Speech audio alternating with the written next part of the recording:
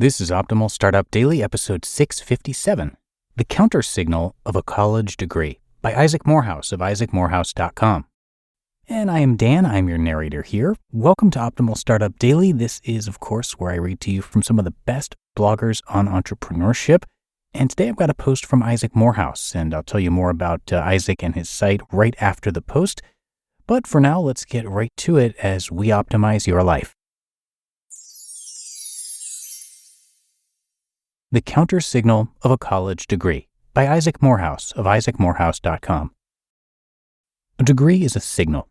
It became a useful artifact for hiring managers working with limited information to separate candidates likely to have greater conformity, persistence, and willingness to invest in themselves. But times have changed.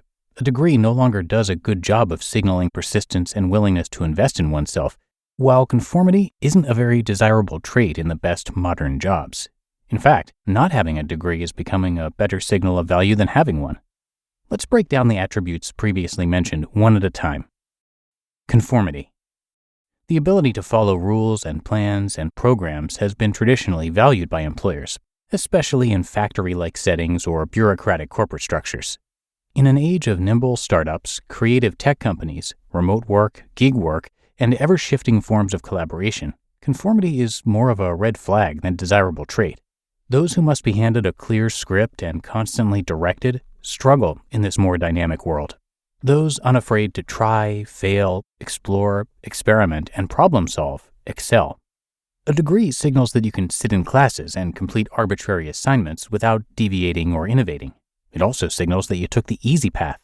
Since all of society pushes relentlessly towards college, it takes little courage or creativity to do it. Opting out, on the other hand, is bold.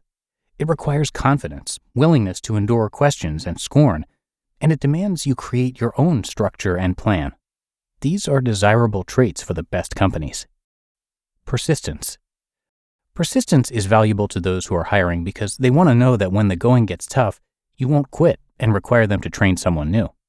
Though still a valuable trait, persistence means something different than it used to. The average employee spends a little less than a year in their first job. Companies can only fight this so much. Most don't expect you to stick with them for life or even half a decade, but they do expect you to not quit at the first sign of struggle. A degree has limited and declining ability to signal persistence.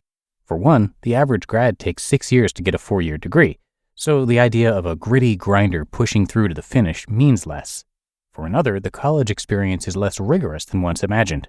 It doesn't take much to get a degree in most programs, and employers have limited ability to see whether that degree was earned through persistence or was granted just because you paid and sat in class. More importantly, there are much more valuable ways to signal persistence. I saw a LinkedIn post where a manager asked whether people would rather hire someone with a degree or someone who had run a marathon. Hundreds responded, and it was a landslide for the marathoner.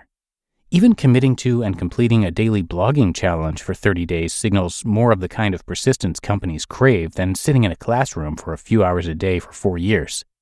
Those who opt out of college and instead intern, apprentice, or complete self-guided learning or projects have a stronger signal of persistence. And willingness to invest in yourself. Employers want team members who gain value every day, relentless learners. A willingness to think longer term and endure some short-term cost for long-term payout is important. College is costly and has thus served as a proxy for willingness to invest in oneself, but the equation is shifting dramatically. The availability of artificially easy credit for college means little short-term sacrifice is required of most students. In fact, they often have luxury dorms, fancy facilities, and all kinds of perks wrapped into the unspartan experience. They also get nothing but praise from society just for going, even if they goof off the whole time. So it's difficult to determine whether someone is willing to invest in themselves just because they went to college. An opt-out who paid for a seminar, read books without being assigned them, did free work as a means to shadow and learn, or spun up a personal website or created a podcast strongly signals self-investment. The counter signal. There is a reason top startup investors started explicitly looking for people who dropped out of college to invest in. The signal sent by a degree became negatively correlated with the traits needed to succeed as an entrepreneur, while the willingness to buck the trend and drop out signaled the right things. Entrepreneurship is expanding. It's not an approach only valuable to company founders anymore. It's increasingly valued across every role and opportunity at the fastest growing companies. Those who choose to do something better than college send a strong signal, highly valued in the market.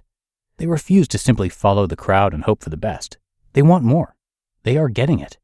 Programs like Praxis, where young people learn professional skills and then get placed in startups to apprentice, see 95% of graduates fully employed at the end of the program. Meanwhile, only about half of degreed students are employed within 6 months of graduation, and over half of those in service jobs they could have gotten right out of high school. Right now, the best way to stand out is to opt out. You just listened to the post titled "The Counter Signal of a College Degree" by Isaac Morehouse of isaacmorehouse.com. And thanks to Isaac, who is the founder and CEO of Crash, the career launch platform, and he previously founded and currently serves as an advisor to Praxis, a startup apprenticeship program which was mentioned in this post. And when he's not with his wife and kids or building his company, he can be found playing guitars, reading, writing, getting angry, watching sports teams from his home state of Michigan, or enjoying the beach. And he's got a ton of great content on his site, so I urge you to check that out. It is isaacmorehouse.com. He's also got a podcast called Office Hours, which covers career and life advice, and that is also worth checking out. But I think that does it for today. I thank you for being a subscriber to the show and being with me each and every day, and I'll be back here tomorrow, where your optimal life awaits.